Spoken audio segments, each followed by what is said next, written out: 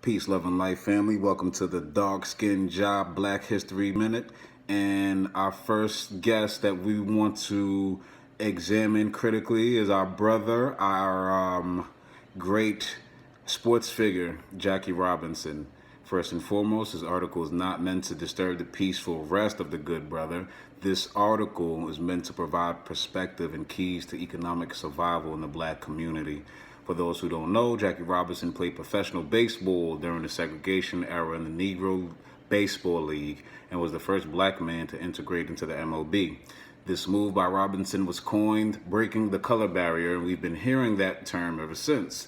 Since Robinson was the first African American selected from a large pool of African American players, he must have been head and shoulders above his peers, right? Wrong. According to a popular website, the Bleacher Report, Josh Gibson was the GOAT, but unfortunately died before Massa was nice enough to allow us in.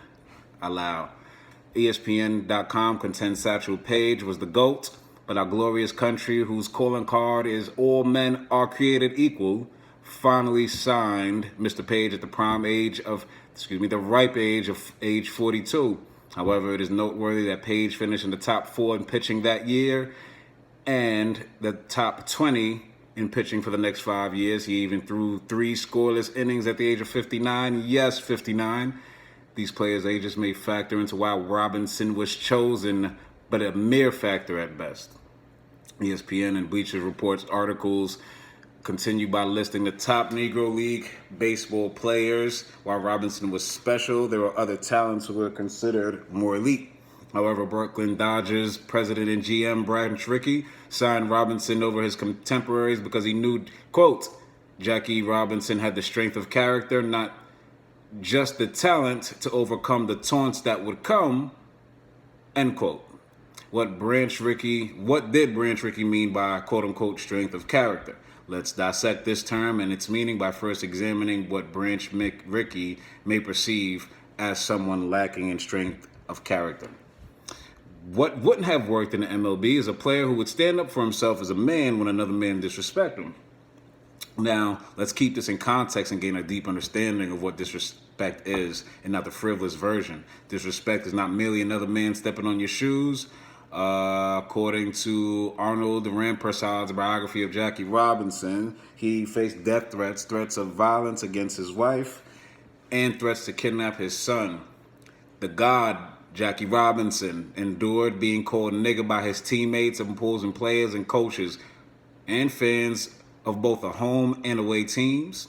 He participated in rigged games, where he would clearly be habitually cheated by the umpires.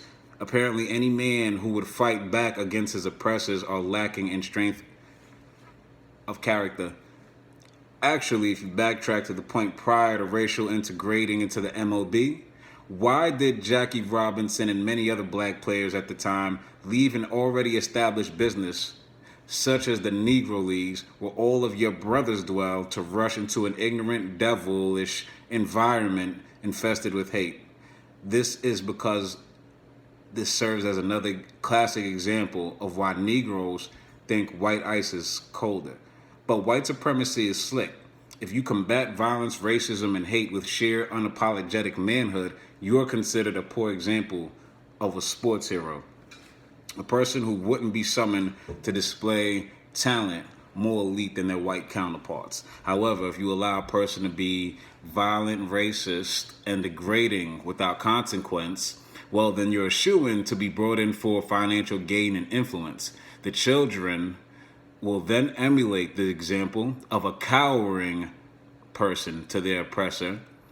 The children will then emulate the example of cowering to their oppressor for money, rather than fight their oppressors and restore justice. A child following Jackie Robinson's example will not help to build their own Negro League or black businesses in their communities, but they will allow their oppressor to abuse them for money and be considered quote-unquote dignified.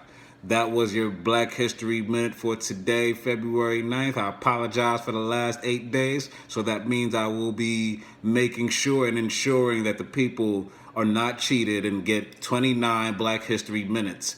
And today we've Going over by 4 minutes. Peace, love, and light. And I appreciate you. One love.